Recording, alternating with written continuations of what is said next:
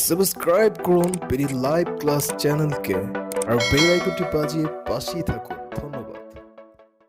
আমার নাম ফারুক। আচ্ছা আচ্ছা, ঠিক আছে। 2 মিনিট আছে, আমরা 2 মিনিট পরেই শুরু করি। ঠিক আছে ভাই।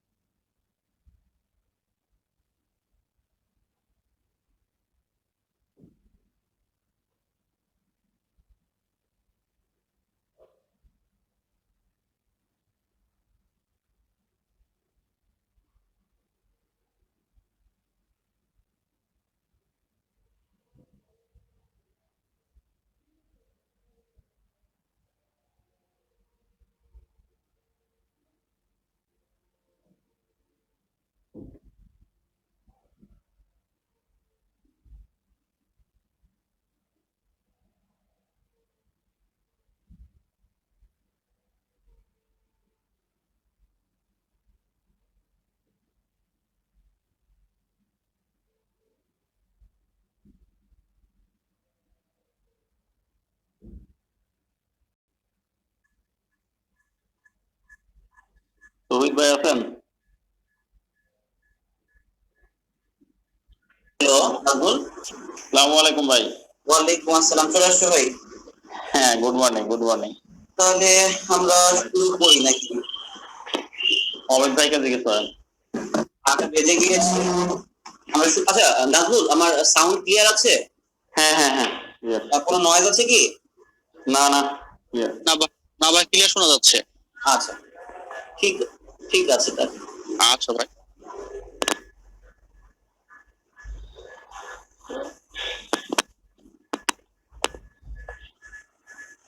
হ্যালো নাজমুল। হ্যাঁ তৌহিদ ভাই। কোনো প্রকার নয়েজ বা কোনো প্রবলেম, সাউন্ড প্রবলেম আছে? না না না, একদম ক্লিয়ার। একটু হোল্ড করো তো। এখন কি অবস্থা? হ্যাঁ ক্লিয়ার ভাই, স্পষ্ট শোনা যাচ্ছে। আচ্ছা ঠিক আছে, তাহলে আমি শুরু করি। আচ্ছা,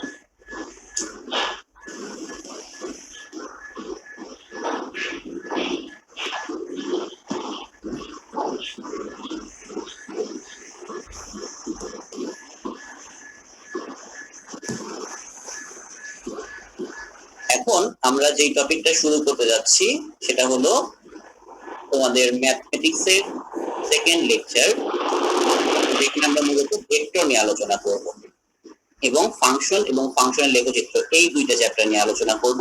তোমাদের ক্লাসের শুরুতে আমি কিছু কথা বলে দেই।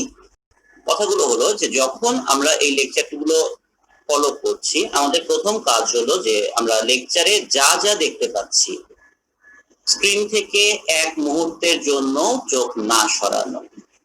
কারণ এখন যেহেতু আমরা টিচারকে দেখতে পাচ্ছি না, আমরা শুধু টিচারের ভয়েস ফলো করতে পারছি, প্লাস আমরা শুধুমাত্র স্ক্রিনটা দেখতে পাচ্ছি, এইরকম সিচুয়েশনে আমি যদি হঠাৎ করে মনোযোগ সরিয়ে নেই, হঠাৎ করে আমি অন্যদিকে তাকাই, হঠাৎ করে অন্য যে কোনো কাজে জড়িয়ে পড়ি, ইন দ্যাট কেস আমার যেই ডিসকাশনটা হচ্ছিল অঙ্কের জন্য সেটা আমি মিস করে ফেলতে পারি, এবং যদি একবার মিস করে ফেলতে পারি, ফ্লো চলে গেলে আমরা হয়তো বা ক্লাসটা আর ফলো নাও করতে পারি, এবং সেই ক্ষেত্রে আমি যে বুঝতে পারবো না ব্যাপারটা সেটা মোটামুটি নিশ্চিত। তাহলে আমি তোমাদেরকে কয়েকটা কথা বলে নিই। ধরো আমি পড়িয়ে যাচ্ছি, আমি ননস্টপ পড়ে যাচ্ছি, এর মধ্যে তুমি কি করছো, তুমি কোশ্চেন টাইপ করছো কিবোর্ডে, তাহলে তোমাকে কিন্তু অবশ্যই কনসেন্ট্রেশন কোশ্চেনের দিকে যেতে হচ্ছে, আমার লেকচারের দিকে না।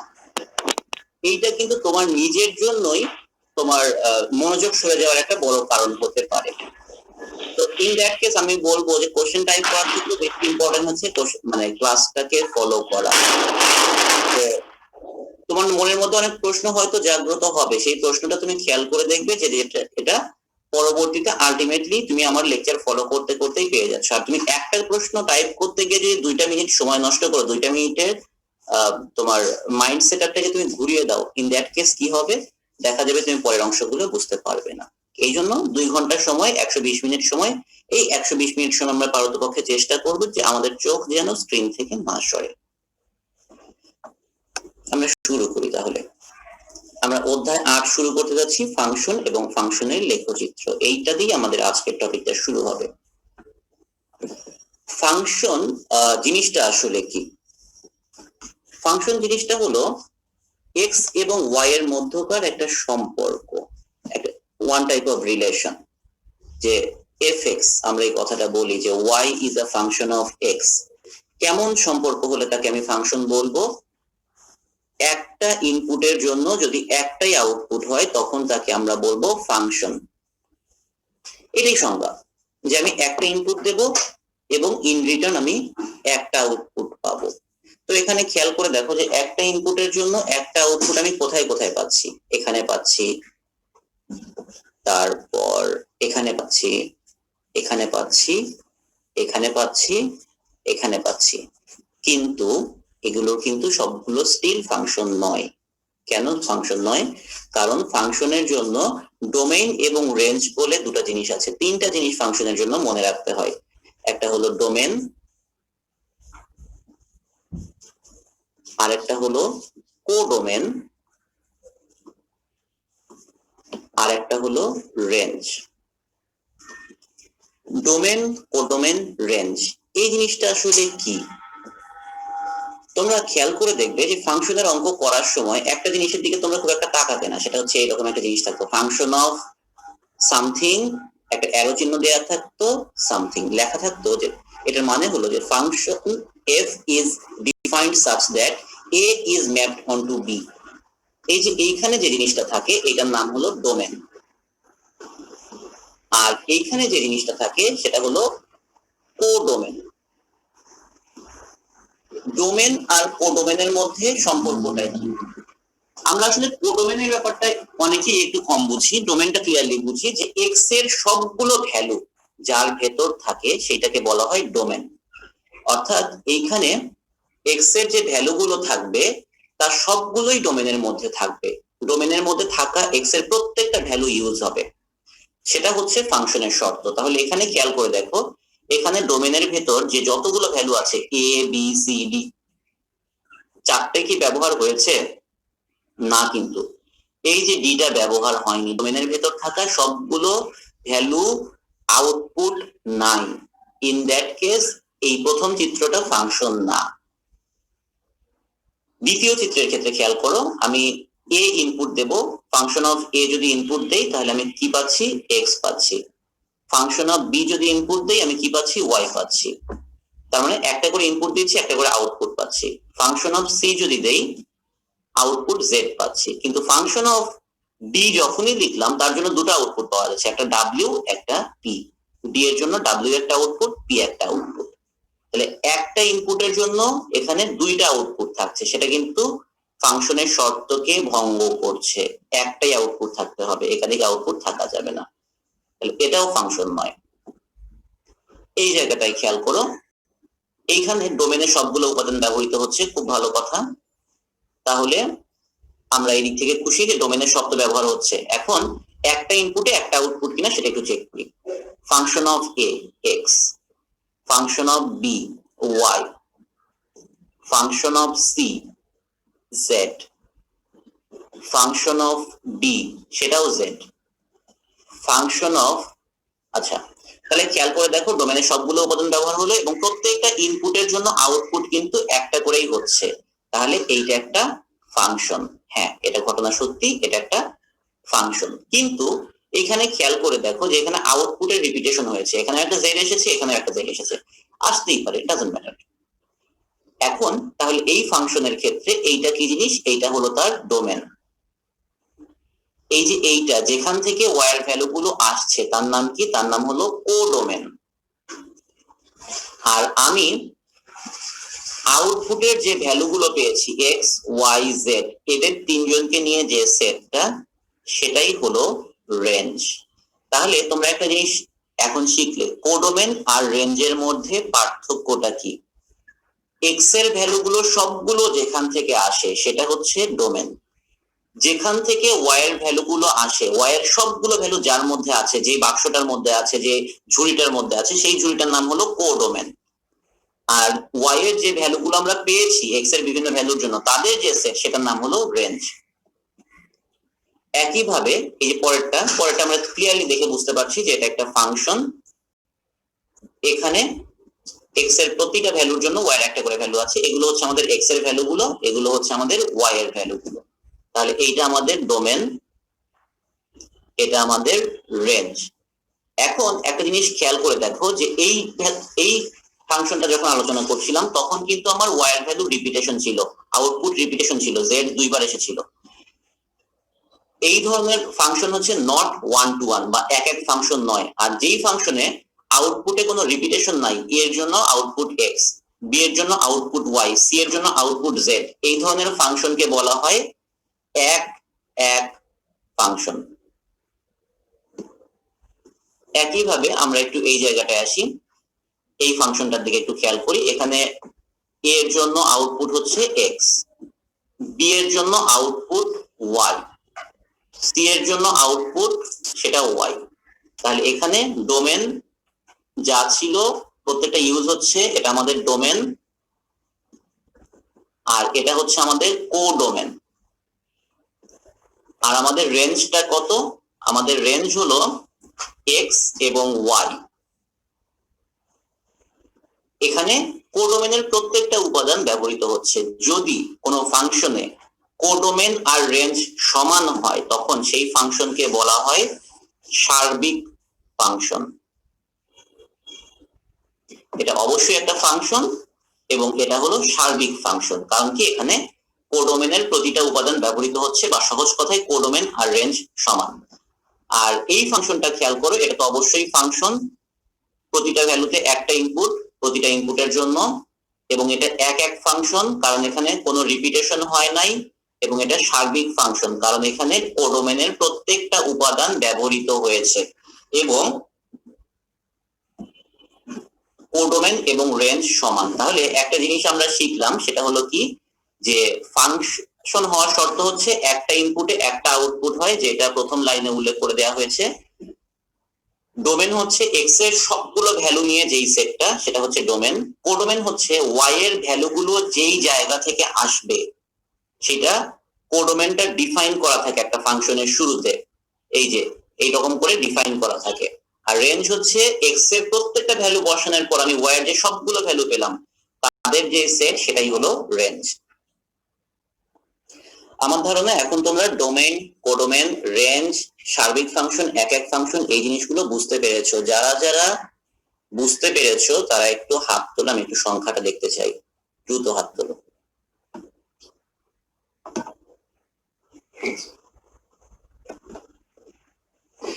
এখন তোমরা কতটুকু বুঝতে পেরেছো না পেরেছো সেইটা বোঝার জন্য আমি তোমাদেরকে একটা পোল থ্রো করব। এই পোলটা তোমরা অ্যান্সার করবে। তোমরা পোল কিভাবে অ্যান্সার করতে হয় সেটা তো এর আগে শিখেছোই, তাহলে দ্রুত এই পোলটা অ্যান্সার করে ফেলো। নিচের কোনটি সার্বিক ফাংশন? তো আমি পোলটা লঞ্চ করে দিয়েছি, তোমরা এটা অ্যান্সার করো। ঠিক আছে, তোমরা অনেকে হাত তুলেছো, আমি বুঝতে পেরেছি যে তোমরা আসলে বুঝেছো, এবং তোমাদের পোলও তাই বলছে। তোমরা অলরেডি এত অল্প সময়ের মধ্যে, মাত্র 13 সেকেন্ডের মধ্যে 300 জন স্টুডেন্ট সঠিক অ্যান্সার দিয়েছো। আই এম হ্যাপি যে এখানে সার্বিক ফাংশন কোনটি তোমরা বুঝতে পেরেছো। এখানে সার্বিক ফাংশন হলো সি নাম্বার অ্যান্সারটা।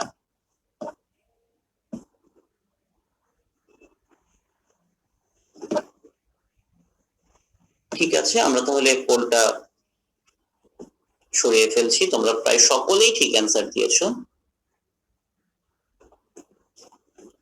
আমরা পোলটা এন্ড করে দিলাম। তোমরা প্রায় 500 জনের উপর সঠিক অ্যান্সার দিয়েছো। এখন আমরা পরের অ্যান্সারটা, পরের স্লাইডে চলে যাই।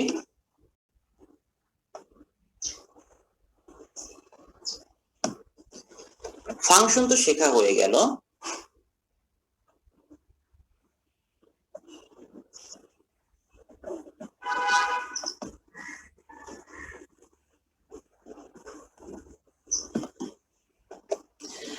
এখন গ্রাফ দেখেও ফাংশন চেনা যায়। কিভাবে চেনা যায় জানো? আমরা তাহলে ফাংশনের ডেফিনিশন থেকে কি শিখলাম, যে ফাংশনের ডেফিনিশন হচ্ছে যে একটা ইনপুটের জন্য একটাই আউটপুট। অর্থাৎ আমার যদি গ্রাফ এরকম হয়, তাহলে আমার একটা ইনপুট যদি হয় x1, তাহলে তার জন্য আমি একটাই আউটপুট y1 পাচ্ছি, তাহলে এটা একটা ফাংশন। ইয়েস। কিন্তু আমার যদি গ্রাফটা দেখতে এরকম হয়, আমি একটা ভ্যালু নিলাম x1, তার জন্য আমার আউটপুট কয়টা চলে আসে? এখানে একটা আউটপুট আসে, এখানে একটা আউটপুট আসে। সো একটা ইনপুটের জন্য যদি দুইটা আউটপুট আসে, তিনটা আউটপুট আসে, তখন সেটা আসলে আর ফাংশন হওয়া সম্ভব না। তাহলে ফাংশনের শর্ত হচ্ছে একটা ইনপুটে একটাই আউটপুট। তাহলে এখান থেকে আমরা খুব সহজে একটা কথা বলতে পারি গ্রাফ থেকে ফাংশন কিভাবে চেনে, যে ওয়াই অক্ষ বা তার সমান্তরাল কোনো রেখা যদি কোনো রিলেশনের লেখচিত্রকে একটা বিন্দুতে ছেদ করে তাহলেই ফাংশন। কিন্তু ওয়াই অক্ষের সমান্তরাল রেখা যদি তাকে একাধিক বিন্দুতে ছেদ করে তাহলে সে ফাংশন না। যেমন ধরো একে 1 2 3 4টা বিন্দুতে ছেদ করলো ওয়াই অক্ষের সমান্তরাল রেখা, তাহলে এটা ফাংশন না। এইটা ফাংশন না, এইটা ফাংশন, এইটা ফাংশন না, এইটা ফাংশন। এইটা তো সমান্তরাল হয়েই আছে, এটা ফাংশন অবশ্যই না। এইটা হ্যাঁ ফাংশন, এইটা ফাংশন, এইটাও ফাংশন। এবং তার মধ্যে কোনটা কোনটা এক এক ফাংশন? এটা এক এক ফাংশন, এটাও এক এক ফাংশন। আর এইটা এবং এইটা, এটা এবং এটা, এই দুটা ফাংশন হলেও এগুলো এক এক ফাংশন নয়, এটাও এক এক ফাংশন নয়, শুধুমাত্র এই দুইটা এক এক ফাংশন। তো আমরা এখন পরের অঙ্কে চলে যাই। নিচের কোনটি এক এক ফাংশন? এটা তোমাদের সেকেন্ড পোল। যেই ফাংশনের নো রিপিটেশনস অফ ওয়াই। এক এক ফাংশনটাকে আরেকবার বুঝাই, যেই ফাংশনে কোনো ওয়াই এর রিপিটেশন হয় না। যেমন এই ফাংশনটা যদি আমি চিন্তা করি, এখানে x এর একটা ভ্যালু নিলে y এর একটা ভ্যালুই পাবো, কিন্তু y এর কোনো ভ্যালু রিপিট হবে না। কিন্তু আমি প্রথমে যে ছবিটা এঁকেছিলাম, এই ছবিতে কিন্তু y এর রিপিটেশন আছে। যেমন x1 এর জন্য যেমন y একটা আউটপুট হইতে পারে, x2 এর জন্য আউটপুট y হইতেই পারে। একাধিক y রিপিট করে তখন সেটা এক এক না। এক এক হওয়ার শর্তই হলো নো রিপিটেশন অফ y। তাহলে আমরা সেকেন্ড পোলটা তোমাদের জন্য লঞ্চ করছি, এইটা তোমরা একটু অ্যানসার করো।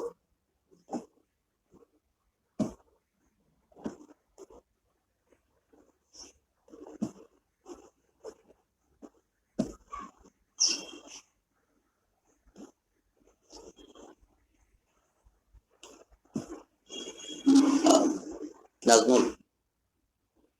হ্যাঁ ভাই, তুই তুই আচ্ছা, সেকেন্ড পোলটা এখান থেকে লঞ্চ যাচ্ছে না। আচ্ছা সরি, পেয়েছি সরি।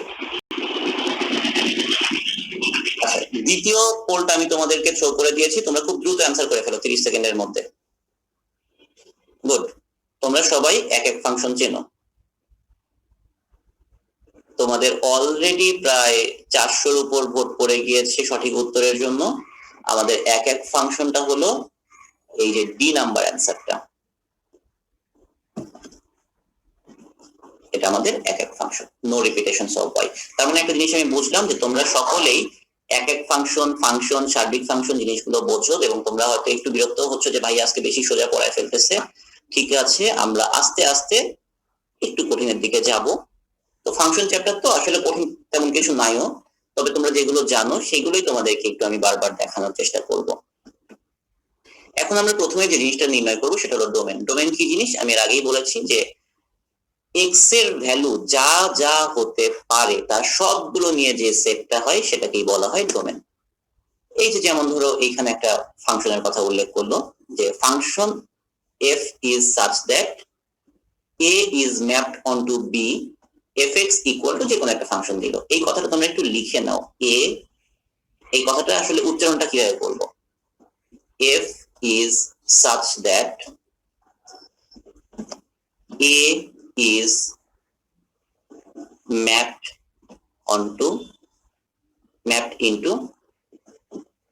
b, a b তে ম্যাপড হয়। তাহলে এই যে f a লেখা থাকে, এই এটাই হচ্ছে তার ডোমেন।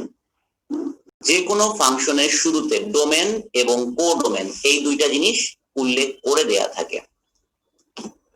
যেমন এখানে একটা এক্সাম্পল দেখতে পাচ্ছ, যে এক্সাম্পলটা বলেছে যে f is such that r plus tends to R fx equal to 2x plus 1, তাহলে এইখানে তার ডোমেনটা উল্লেখ করেই দিয়েছে। এই ডোমেনটা উল্লেখ করে বলছে যে তার ডোমেন হলো আর প্লাস, অর্থাৎ x এর ভ্যালু গুলো গ্রেটার দেন 0, পজিটিভ নাম্বার। আর এটা কি কো ডোমেন উল্লেখ করে দিয়েছে আর, তার মানে y এর ভ্যালু গুলো পজিটিভ নেগেটিভ যে কোনো কিছুই হতে পারে।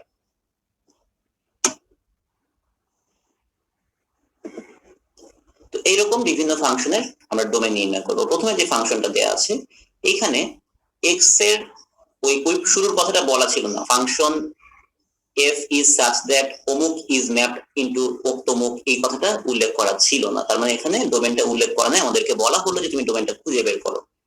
এখানে fx equal to 2x plus 1, x এর যে ভ্যালুগুলো আমরা ইনপুট দেব সেই ভ্যালুগুলো কেমন, সেই ভ্যালুর উপর কি কোনো রেস্ট্রিকশন আছে? না, এখানে x এর যা খুশি ভ্যালু আমি ব্যবহার করতে পারবো, x এর যে কোনো বাস্তব মান ইউজ করতে পারবো। তাহলে এখানে ডোমেনটা হবে আর, আমি যে কোনো বাস্তব সংখ্যা এখানে ব্যবহার করতে পারবো। এবার দ্বিতীয় এক্সাম্পলটা দেখো, fx equal to 2x plus 1 divided by 5x minus 3। এখান থেকে তোমাকে বলা হলো যে ডোমেনটা নির্ণয় করো। তো এখানে x এর ক্ষেত্রে কন্ডিশনটা কোথায়? এখানে x এর ক্ষেত্রে কন্ডিশনটা হলো যে কোনো ভগ্নাংশের নিচের অংশ বা হরে কখনোই 0 বসতে পারে না। আমি বলতে পারি না যে 5/0 এটা একটা ভ্যালু, এই ভ্যালু আমি কোনোদিনও গ্রহণ করতে পারি না, কারণ if you divide something by 0 it's a undefined value, 0 দিয়ে ডিভাইড করা মাত্র আমি একটা undefined ভ্যালু পেয়ে যাব। দ্যাটস ওয়াই আমার এখানে একটা শর্ত আছে যে 5x মাইনাস 3 এই ভ্যালুটা কোনোদিনও 0 হইতে পারবে না, 5x এর ভ্যালু কোনোদিনও 3 হইতে পারবে না, x কোনোদিনও 3/5 হইতে পারবে না। তাহলে আমাদের ডোমেনটা কত হবে? হ্যাপি ফেসের মতো। ত্রিঘাত সমীকরণে যদি x কিউবের সামনে একটা মাইনাস থাকে তখন তার স্যাড এন্ডিং, দুইটা টার্নিং পয়েন্ট থাকবে, একটা টার্নিং পয়েন্ট এবং এন্ডিং অংশটা স্যাড, মাইনাস এক্স কিউব থাকবে। একইভাবে 5 নাম্বার চিত্রের দিকে একটু খেয়াল করো। 5 নাম্বার চিত্রে চতুর্ঘাত সমীকরণে x টু দি পাওয়ার 4 এর সামনে প্লাস থাকলে তিনটা টার্নিং পয়েন্ট, একটা টার্নিং পয়েন্ট, দুইটা টার্নিং পয়েন্ট, তিনটা টার্নিং পয়েন্ট এবং শেষ টার্নিং পয়েন্টটা হচ্ছে হ্যাপি ফেসের মতো দেখতে, হ্যাপি এন্ডিং। এবং একইভাবে 6 নাম্বার ছবিতে y equal to minus ax to the power 4 এর ক্ষেত্রে নেগেটিভ আছে সামনে, তাহলে স্যাড এন্ডিং হবে। আর কয়টা টার্নিং পয়েন্ট? যেহেতু টু দি পাওয়ার 4, 1 2 তিনটা টার্নিং পয়েন্ট। তো এইখানে তোমাদের মধ্যে অনেকের মধ্যে প্রশ্ন জাগতে পারে যে ভাইয়া এটা আবার বুঝান আবার বুঝান, এই টাইপের যদি মনের মধ্যে প্রশ্ন জাগে কোনো সমস্যা নাই। এই জন্যই তো আমি বললাম যে এই ছবিটা তোমরা ড্র করে, এই ছবিটা তোমরা স্ক্রিনশট নিয়ে নাও, বা এই ছবিটা তোমরা একটা মোবাইল দিয়ে ছবি তুলে নাও যদি ল্যাপটপের সামনে থাকো, কারণ এই জিনিসটা আমি এরপরে অসংখ্যবার ব্যবহার করব, প্রত্যেকবারই একবার করে বোঝার সুযোগ পাবে। কিন্তু তোমার আগে ছবিটা বোঝা ইম্পর্টেন্ট। প্রথম কথা হলো যে এক্স স্কোয়ারের জন্য একটা টার্নিং পয়েন্ট একবার ঘুরে গিয়েছে, এক্স স্কোয়ারের জন্য হয় এরকম নয় এরকম। এক্স কিউবের জন্য দুইটা টার্নিং পয়েন্ট, হয় এরকম নয় এরকম। এক্স টু দি পাওয়ার 4 এর জন্য তিনটা টার্নিং পয়েন্ট, এরকম অথবা এরকম। এখন x এর x টু দি পাওয়ার 4 বা x to the power n এর সামনে প্লাস থাকা মানে হচ্ছে হ্যাপি এন্ডিং, আর মাইনাস থাকা মানে হচ্ছে স্যাড এন্ডিং। যেমন x টু দি পাওয়ার 4 এর সামনে যদি প্লাস থাকতো তাহলে এই শেপটা হবে হ্যাপি এন্ডিং, সামনে মাইনাস থাকলে স্যাড এন্ডিং, যেটা এখানে আঁকা হয়েছে। তোমাদের হয়তো কনফিউশন লাগতে পারে, ছবিটা উল্টা করে আঁকি। x কিউবের ক্ষেত্রে মাইনাসের জন্য স্যাড এন্ডিং, প্লাসের জন্য হ্যাপি এন্ডিং। x স্কোয়ারের জন্য প্লাস থাকলে হ্যাপি ফেস, স্যাড থাকলে আর মাইনাস থাকলে স্যাড ফেস। তো ছবিটা তোমরা একটু দেখে নাও, আমরা পরের অঙ্কগুলো এটা বুঝতে সুবিধা হবে। বিভিন্ন ফাংশনের ডোমেন নির্ণয়ের প্রথমেই আমরা একটা অঙ্ক দেখতে পাচ্ছি, fx equal to root over x minus 2 into x minus 3 into x minus 5। ওই happy ending sad ending x to the power কিউবের গ্রাফ, কিউবিক ইকুয়েশনের গ্রাফ, টু দি পাওয়ার 4 ইকুয়েশনের গ্রাফ, এই জিনিসগুলো যদি তুমি এখন জানো এটা তোমার কাছে সোজা হয়ে যাবে। আর যদি তুমি সেগুলো না জানো এই অঙ্কটা করতে অনেক তোমার কাঠখড় পোড়াইতে হইতো। তো আমরা কাঠখড় বেশি পোড়াবো না, পরিবেশ দূষণ হতে পারে, সেই জন্য আমরা ইজিলি অঙ্কটা করব। সো রুটের ভেতরে একটা জিনিস আছে, এই ভ্যালুটা তোমার গ্রহণযোগ্য হতে হলে শর্ত পূরণ করতে হবে যে x minus two into x minus three divided by X minus five. রুটের ভেতরে যে ইনপুটটা থাকবে সেটা কখনোই নেগেটিভ হতে পারে না, এই ভ্যালুটা greater than or equal to zero হইতে হবে। এইটা হচ্ছে আমার শর্ত, এক্স এর ভ্যালুটা এমন হতে হবে যে রুটের ভিতরে এই জিনিসটা greater than or equal to zero. এটা হওয়ার শর্ত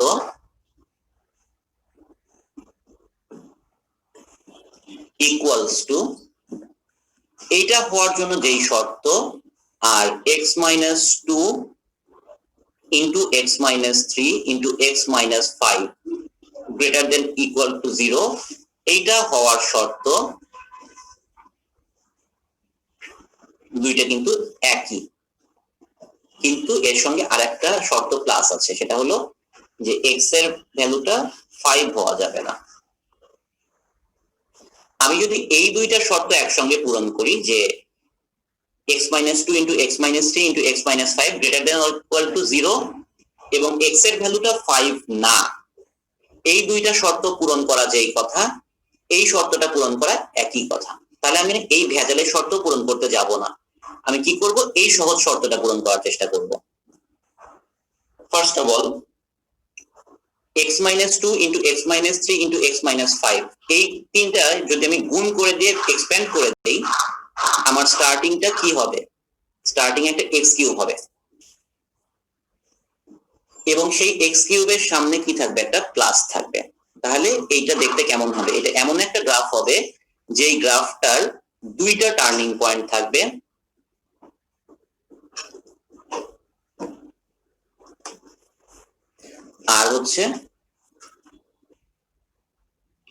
আর হলো সেটার এন্ডিংটা কেমন হবে, যেহেতু x to the power n এর সামনে একটা প্লাস আছে, এন্ডিংটা হবে হ্যাপি এন্ডিং। তাহলে সেই গ্রাফটা দেখতে হবে এইরকম, দুই টার্নিং এর একটা গ্রাফ এবং সেটার হ্যাপি এন্ডিং থাকবে। তো ভালো কথা, আমাদের গ্রাফ আঁকা হয়ে গিয়েছে, আমরা এই গ্রাফটা সাকসেসফুলি এঁকে ফেলেছি। এখন এই গ্রাফটা যে আমি আঁকলাম তাতে আমার সুবিধাটা কি, এই গ্রাফটা আঁকার পরে আমাদের আরো কিছু ডিসিশন আছে, যেমন গ্রাফটা হচ্ছে এইটা। তো এই গ্রাফটা এক্স অ্যাক্সিস কে কোথায় কোথায় ইন্টারসেক্ট করে, আমি যদি এই ভ্যালুটাকে জিরো হিসেবে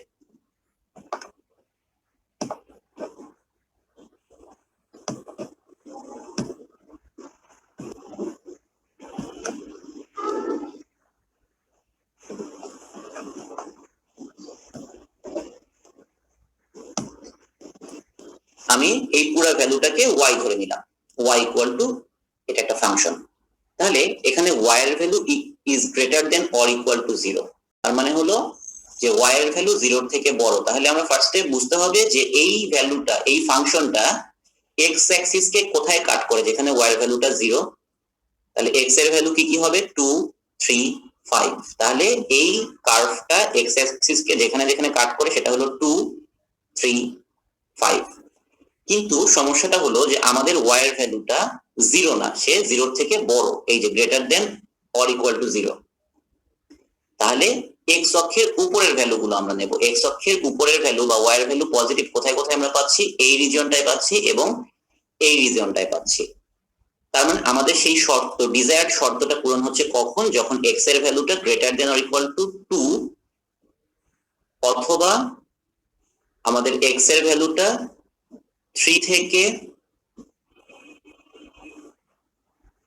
5 এর ভেতর এবং তার সঙ্গে একটা শর্ত জুড়ে দেওয়া হয়েছে যে x এর ভ্যালুটা 5 না, এই শর্তটাও কিন্তু জুড়ে দেওয়া হয়েছে যে x এর ভ্যালুটা 5 হওয়া যাবে না। তাহলে এই শর্ত দুটো একসঙ্গে যদি আমি পূরণ করি তাহলে আমাদের কন্ডিশনটা কি দাঁড়ায়, x এর ভ্যালুটা less than or equal two 2 অথবা 3 এর সমান অথবা বড় x এর ভ্যালু এবং 5 এর থেকে ছোট। এটাই হলো আমাদের এই অঙ্কের জন্য ডোমেন, এবং সেই ডোমেনটা আমরা যদি একটা ব্যবধির মাধ্যমে লিখি সেটা কিভাবে লিখবো, 2 এর থেকে ছোট, কত ছোট, মাইনাস ইনফিনিটি পর্যন্ত গিয়েছে, অথবা মানে ইউনিয়ন 3 থেকে স্টার্ট করে 5 পর্যন্ত, 5 এর সমান না, সো 5 এর সঙ্গে মুক্ত ব্যবধি। তোমরা একটা জিনিস সবসময় জেনে রাখবে যে ইনফিনিটি বা মাইনাস ইনফিনিটির সঙ্গে সবসময় মুক্ত ব্যবধি বসে, এটা আমাদের মুক্ত ব্যবধি ফার্স্ট ব্র্যাকেট। আর এই যে থার্ড ব্র্যাকেট, এটা হলো বদ্ধ ব্যবধি। বদ্ধ ব্যবধির অর্থ কি, যে এটা লেস দেন ইকুয়াল টু। আর মুক্ত ব্যবধির অর্থ কি, শুধু লেস দেন, মানে ব্যাপারটা এরকম বোঝাচ্ছে। তাহলে আমি আশা করি তোমরা এই অঙ্কটা বুঝেছো। এই টাইপের অঙ্ক তোমাদের বুঝতে পারাটা খুবই জরুরি, এবং তোমাদের যে কাজটা করতে হবে, এই যে আমি এই বাউন্ডারি লাইনের ডান পাশে যে কাজগুলা করলাম, এই কাজগুলা তোমাদের নিজে নিজে মনে মনেও করতে পারো, বা এটা রাফের মধ্যে করতে হবে। তোমার অ্যান্সারটা, তুমি নাম্বারটা পাবে শুধুমাত্র ডোমেনটা লেখার জন্য। তাহলে আমরা পরের অঙ্কে চলে যাই। আচ্ছা, এই অঙ্কটা একটু ডিফিকাল্ট ছিল। অঙ্কটা কে কে বুঝেছো তারা একটু হাত তোলো তো, রেইজ হ্যান্ড করো।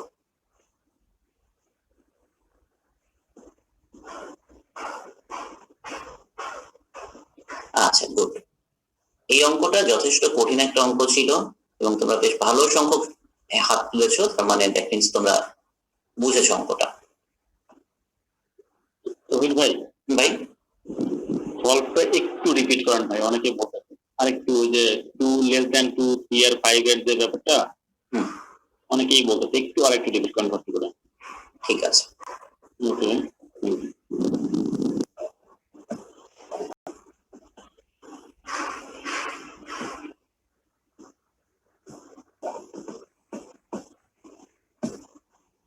যেহেতু তোমরা ভাইকে রিকোয়েস্ট করেছো যে অঙ্কটা আরেকবার করতে, আমি তোমাদের আরেকবার করে দিচ্ছি, শুরু থেকে একবার ফলো করো। আমাদের শর্তটা কি ছিল? আমাদের শর্ত ছিল যে এই জিনিসটা রুটের ভেতরে আছে, সো এটা greater than or equal two 0 হইতে হবে। এইটা হওয়ার জন্য যেই শর্ত, আর এই জিনিসটা greater than or equal two 0 এবং তার সঙ্গে x নট ইকুয়াল টু 5, এই দুইটার যে শর্ত, এটা কিন্তু সেম। এই একটা জিনিসের শর্ত, আর এই দুইটা শর্ত একই কথা। আমি এটা, এই একটা শর্ত পূরণ করলে যা হবে, এই দুইটা শর্ত একসঙ্গে পূরণ করলে একই রেজাল্ট পাবো। তাহলে ফার্স্ট অফ অল এই জিনিসটা বোঝার জন্য আমাদের এটা গ্রাফ আঁকতে হবে। তুমি এই x-2 into x-3 into x-5 যদি গুণ করো, তোমার স্টার্ট হবে প্লাস এক্স কিউব দিয়ে। প্লাস এক্স কিউব মানে কি, 2 টার্নিং পয়েন্ট, আর হলো হ্যাপি এন্ডিং। তাহলে তার গ্রাফটা দেখতে কেমন হবে? তার গ্রাফটা দেখতে হবে এরকম। সেইটা এক্স অ্যাক্সিস কে কোথায় কোথায় কাট করবে? এক্স অ্যাক্সিস কে কাট করার অর্থ হলো এই পুরো ফাংশনটা x-2 into x-3 into x-5, এটাকে যদি আমি y হিসেবে কনসিডার করে নেই, এক্স অ্যাক্সিস মানে হলো y ইকুয়াল টু 0, তখন x এর কি কি ভ্যালু পাও? x এর ভ্যালু পাও 2 3 5, 2 3 5। এখন আমার ভ্যালুটা যা দেয়া আছে সেটা হচ্ছে গ্রেটার দেন 0, আমাদের y টা greater than 0। y greater than 0 মানে হলো x অক্ষের উপরের ভ্যালু, y এর ভ্যালু গুলো x অক্ষের উপরে, অর্থাৎ এই রিজিয়নটার মধ্যে।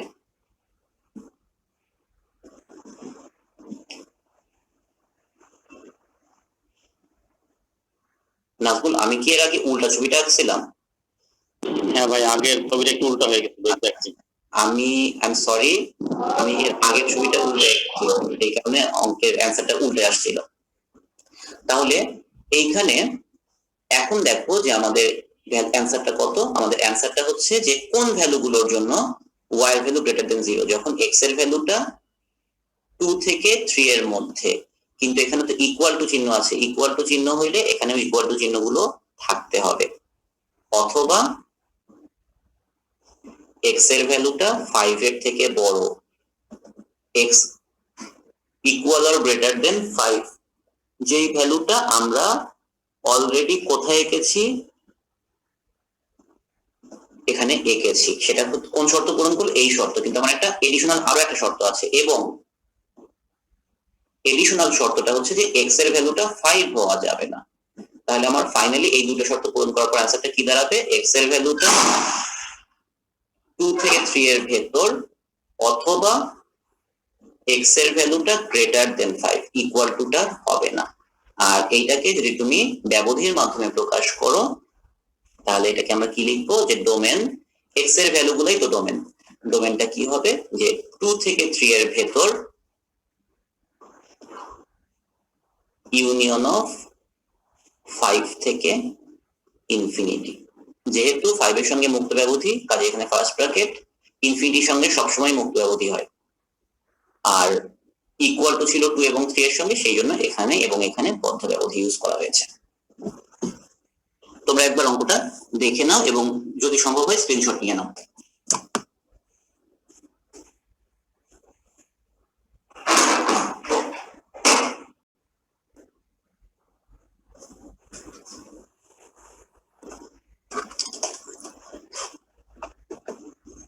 পরের স্লাইডটা চাই।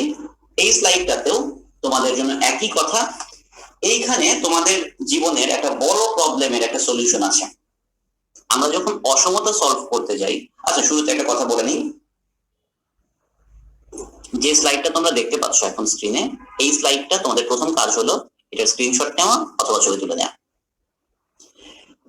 আমরা জীবনে যখন অসমতা সমাধান করতে যাই তখন কার থেকে বড় এক্স এর ভ্যালু, কার থেকে ছোট, এটা নিয়ে ভালো প্যাচের মধ্যে পড়ে যায় বিভিন্ন সময়ে। তো এই সমস্যাটা যেন না এরেজ করে সেটার জন্য আমি একদম সিম্পল একটা কথা মুখস্থ করে রাখতে বলবো। যদি কখনো দেখো যে লেস দেন চিহ্ন দেখলেই একটা কথা মনে রাখবে যে ছোট থেকে বড়র মাঝখানে, এই কথাটা সবার আগে মুখস্থ রাখবে। লেস দেন মানেই হলো ছোট থেকে বড়র মাঝখানে একটা রেঞ্জ পাবো। আর যখনই কোথাও গ্রেটার দেন দেখবে তখনই এটা মুখস্থ করে রাখবে ছোট থেকে ছোট অথবা বড়র থেকে বড়। এখন এই কথাটা আমি যে কথাটা বললাম সেটা রিলেট করে কিভাবে, এখানে খেয়াল করে দেখো, আমি 1 নাম্বার, 2 নাম্বার এবং 3 নাম্বার তিনটা জিনিস লিখেছি। x-2 into x-5 less than 0 যদি হয় তখন কি করবে, আমি x-2 এবং x-5 গুণ করে ইকুয়াল টু 0 দেখবে পরের লাইনটা খুব সুন্দরভাবে x equal to 2 বা 5 এটা লিখতে পারি ইকুয়েশনের ক্ষেত্রে। কিন্তু লেস দেন থাকলে কি হবে, লেস দেন থাকলে হচ্ছে যে আমি যে দুটো ভ্যালু পাবো 2 আর 5 তাদের মাঝখানে হলো আমার ভ্যালুটা, x এর ভ্যালু 2 থেকে 5 এর মাঝখানে। আমি যদি x স্কয়ার লেস দেন 4 বলি তখন আমার কি চিন্তা করতে হবে যে x স্কয়ার ইকুয়াল টু 4 কত, x স্কয়ার ইকুয়াল টু 4, তখন আমার চিন্তা করতে হবে যে x এর ভ্যালুটা কত। x স্কয়ার ইকুয়াল টু 4 হলে x এর ভ্যালু হইতো 2 আর -2, যেহেতু এখানে লেস দেন চিহ্ন আছে তাহলে আমার ভ্যালুটা হবে -2 থেকে 2 এর মাঝখানে। এবারে আমরা গ্রেটার দেন এর দিকে একটু নজর দেই। ধরো তোমাকে বলা হলো যে x-2 into x-5 greater than 0। First আমার দেখতে হবে যে x এর ভ্যালু কি কি আসে। এইটা ইকুয়াল টু 0 হলে x এর ভ্যালু আসতো 2 আর 5।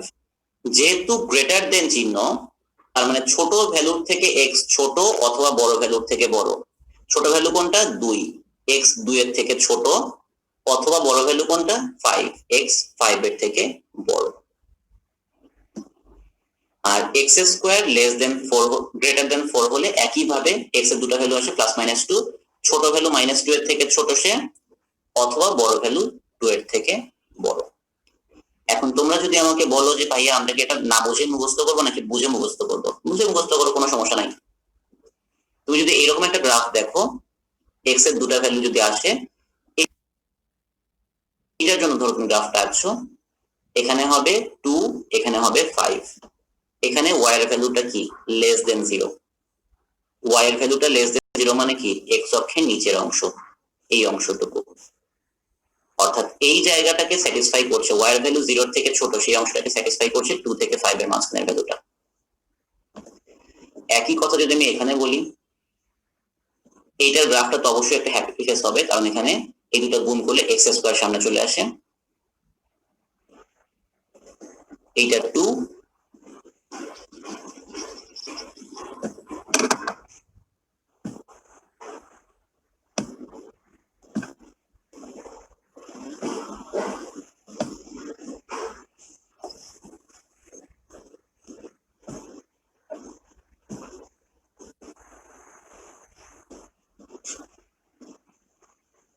এটা 2, এটা 5।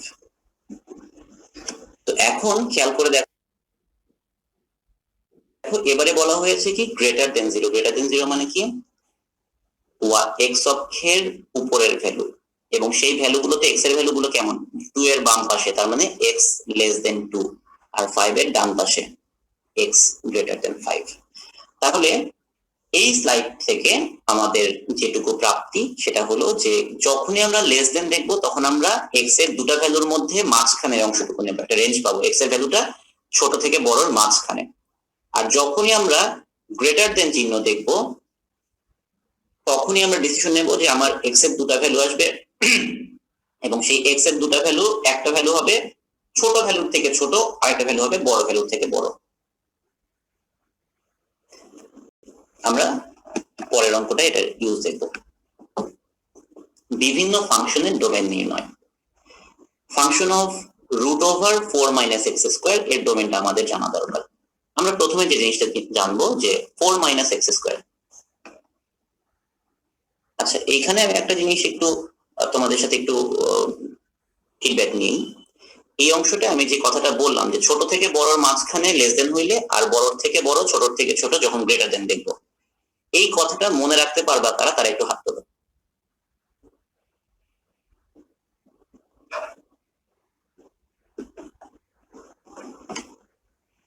আচ্ছা, এখন আমরা এই ফাংশনটার ডোমেনটা নির্ণয় করি। আমরা ওটা এখন ফার্স্ট হ্যান্ড এক্সপেরিয়েন্স দেখবো যে √4 - x² fx এর ভ্যালুটা। আমাদের প্রথম কাজ হলো রুটের ভেতর যে জিনিসটা আছে সেটা অবশ্যই গ্রেটার দেন 0 হইতে হবে।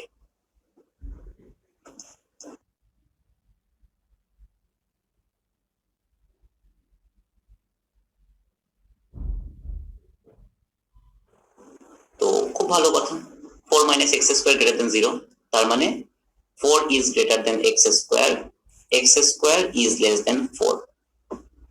তাহলে এখানে কোন চিহ্ন আছে, লেস দেন চিহ্ন।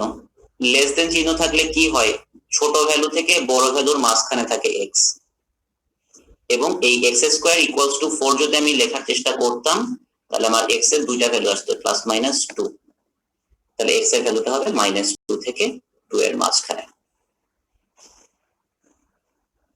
অঙ্কটা কি ঠিক হয়েছে? উত্তর হলো না, ঠিক হয় নাই, বা ঠিক হয়েও ঠিক হয় নাই। কেন ঠিক হয়েও ঠিক হয় নাই? যেহেতু এখানে রুটের ভেতরে একটা ভ্যালুর কথা উল্লেখ করা হচ্ছে, সেই ভ্যালুটা গ্রেটার দেন 0 হইতে পারে, ইকুয়াল টু 0 হইতে পারে। সো আমার এই জায়গাগুলোতে less than or equal to চিহ্নগুলো বসে যাবে, ইকুয়াল টু চিহ্নগুলো বসবে। তাহলে আমার ডোমেনটা কত? আমার ডোমেনটা হলো -2 থেকে 2 পর্যন্ত। এই অঙ্কটা যারা বুঝেছো তাহলে তারা আগের স্লাইডের অংশগুলো বুঝতে পেরেছো। এই অংশটা যারা বুঝেছো তারা একটু হাত তোলো।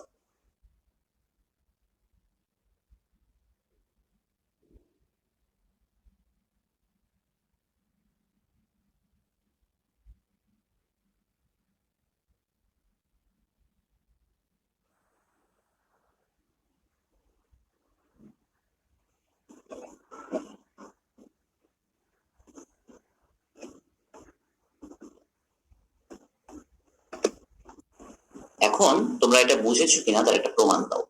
তোমাদের জন্য একটা পোল শো করছি, তোমরা এই পোলটা অ্যান্সার করো। হ্যাঁ, তোমরা অনেকেই হাত তুলেছো, কাজেই আমি বুঝতে পারছি যে তুমি জিনিসটা বুঝেছো।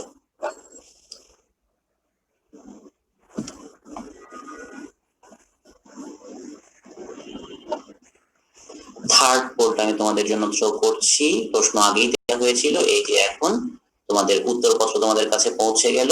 এখানে বলা হলো একটা ফাংশন দেখিয়ে দিয়ে যে এই ফাংশনটার ডোমেন নির্ণয় করো। তোমরা দ্রুত অ্যান্সার গুলো করতে থাকো। এ এবং বি দুইটাতেই প্রচুর সংখ্যক ভোট পড়ছে, মোটামুটি সমান সংখ্যক ভোট এ আর বি তে পড়ছে। তার মানে বোঝা যাচ্ছে যে এ আর বি এর মধ্যেই অ্যান্সার আছে। এখন এ আর বি এর মধ্যে কোনটা সঠিক সেটা একটু আমাদের জানা দরকার। আমি একটু দেখি এ আর বি এর মধ্যে কে যেতে। 47% এবং 50%।